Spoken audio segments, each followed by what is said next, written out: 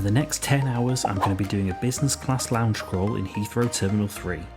The terminal is home to 4 Oneworld business class lounges, accessible to anyone flying business class or with status on a Oneworld airline such as BA, American Airlines, Cathay Pacific and Qantas. We're going to be spending time in each of these lounges, as well as the Amex Centurion Lounge, to review the experiences and let you know where you should spend your valuable time when you come to Heathrow Terminal 3. We're going to start with the Amex Centurion Lounge, which is the first one you come to after you go through security. The lounge is accessible to Amex Platinum holders as well as Centurion card holders, as the name would suggest.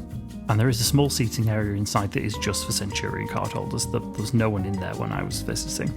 It's a very nicely decorated but very small lounge. There's not a huge amount of seating available, and the lounge is often at full capacity. This is actually my third time attempting to get in the lounge. Every other time I've been, there's been massive wait lists for it, so I've ended up just going to other lounges. There was a really good quality buffet available for this breakfast. Really good variety of food, and all the bits I tried were good quality.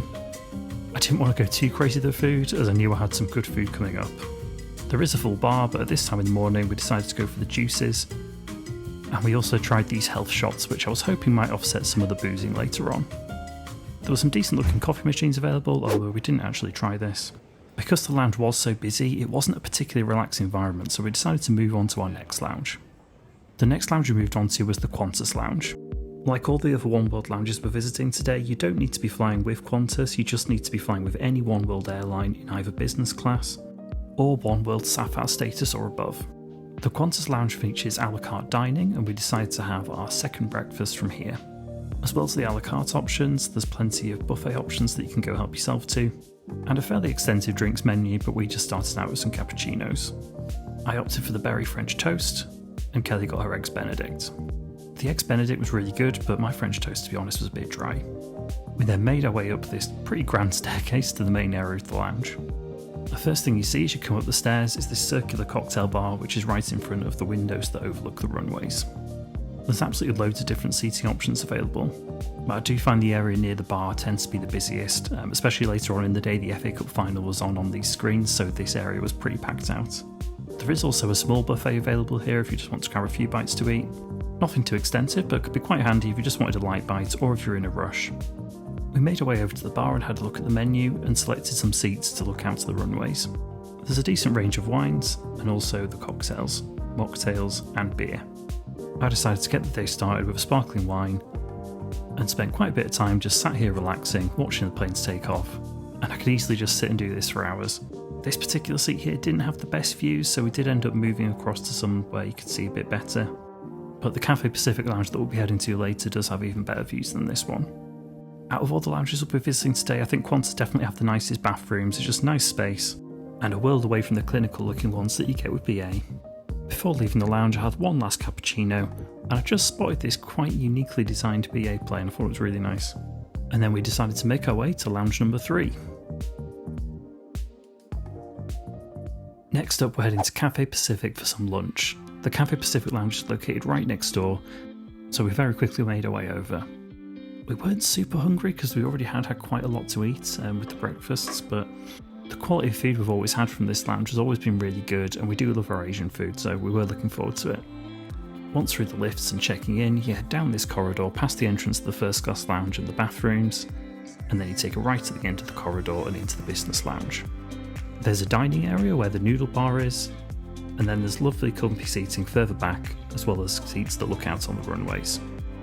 To start with, we chose a booth in the dining area and got ourselves settled down, and then went to order some food. We placed our order and we were given a buzzer that we were told would go off when the food was ready. There is also a buffet around the corner where you can help yourself to a few bits and pieces too, and there's plenty of really good dessert options in this lounge as well. I was really impressed by it. The lounge also features a full cocktail bar, and it's definitely a more extensive menu than you get in the Qantas Lounge. I got myself a Negroni and a Cosmo for Kelly, and then we took it back over to the booth where thankfully we've got the nod that our food had arrived. Well, some of it had anyway. We hadn't got our bows yet. We were told there was a new chef who was running behind a bit, unfortunately. I got stuck into the fried rice, which was absolutely delicious. I'm not the best chopstick user, but I do quite like eating with them because it does slow me down a bit. Normally I'll just demolish the food in no time. And eventually the bows arrived as well. We then relocated to the comfy seats where I finished things off with a chocolate dessert, and then we got a few more cocktails in. Thankfully by this time one of the seats over at the windows had opened up, so we went and relaxed here for a while whilst we sipped our drinks. Quick stop to the bathrooms, which are also a lovely space. Not quite as nice as the Qantas ones I don't think, just because they don't have it just private booths, but still pretty good. And then we decided to leave the lounge to move on to the next one. Next up we decided to check out American Airlines. And I've got to say, I think this one does get the award for my least favourite lounge out of all the Oneworld ones at T3. There's nothing wrong with it per se, you know, it does have a buffet with some decent food options. It's got plenty of seating, which is all fine, you know, lots of charging points around. But there's just nothing special about it. It also tends to be very busy. I think every time I've been in here, it's been packed out. It also doesn't seem to be the cleanest place. The buffet was always quite picked over. Lots of food and drinks left out of the tables but not cleaned away. But the absolute highlight of the lounge has to be the sweet bar. So it's definitely worth popping by just to get stocked up on some pick and mix. I tried some of the food at the buffet. It was nothing special. It wasn't terrible either. But given the other options we had available, I didn't really want to fill up on food that wasn't that good. So we left it there and decided to move on to the next lounge. But before heading next door to go straight to the BA lounge, we were feeling a little bit sluggish from just sitting around eating and drinking all day, so we decided to have a bit of a walk around the terminal, get a few steps in and do a bit of plane watching. After that 20-minute detour, we headed back towards the lounges and went over to the BA one. As well as the business lounge, there is also a first class lounge here if you have gold status or if you're flying on a first class ticket. If you've ever been to a BA lounge before, you'll know what to expect here. It's the same standard buffet items that you get in Terminal 5.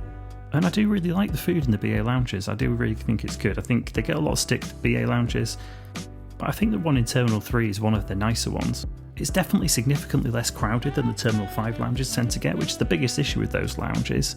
And the food's good quality, there's really nice seating available and plenty of options too. And unlike the T5 lounges, there's a lot more natural light in this one as well. We had a few snacks, some Prosecco, and just relaxed for a while. At this point we still had a few hours to go before our flight, so we tried to decide where we wanted to spend the rest of our time, and we decided on the Qantas Lounge. We hadn't tried out the cocktails from the bar earlier, so we decided to give these a try. They were nice enough, but not as good as the ones from the Cathay Lounge, I'd say. We went downstairs for some dinner, and had a nice glass of sparkling wine to accompany the lamb and the salt and pepper squid. Really nice meal and a good way to finish off the food from this visit. And after finishing off our meal, it was time to go board our flight to Vienna. So which of these lounges should you spend your time in if you go into Terminal 3? Well, if you have plenty of time like I did, I would suggest just going to all of them. It's nice to try them out, they've all offer something different. You might find your taste different to mine. Objectively speaking though, I've got to say the Qantas and the Cathay Pacific lounges are definitely a step above the BA, the Amex Centurion, and definitely the American Airlines one. I'd definitely say the American Airlines one is the worst one. BA is probably then the second worst, maybe tied with the Amex Centurion. I think the Amex Centurion has potential to be a brilliant lounge, but because of the small capacity, it's just never going to be that relaxing an experience. Whereas at least for the other lounges, everyone's kind of spread out across all the different ones. They're busy at different times as well. When there's a Qantas flight due to depart, that lounge is very busy, but at other times it's not so bad. I think the Qantas Lounge is great for that a la carte dining experience. But the Cathay Pacific Lounge just has the kind of food that I like a bit more. And I think the cocktails you get in Cathay Pacific are definitely better, at least more to my tastes. That said, on this trip, the Cathay Pacific food was actually really disappointing.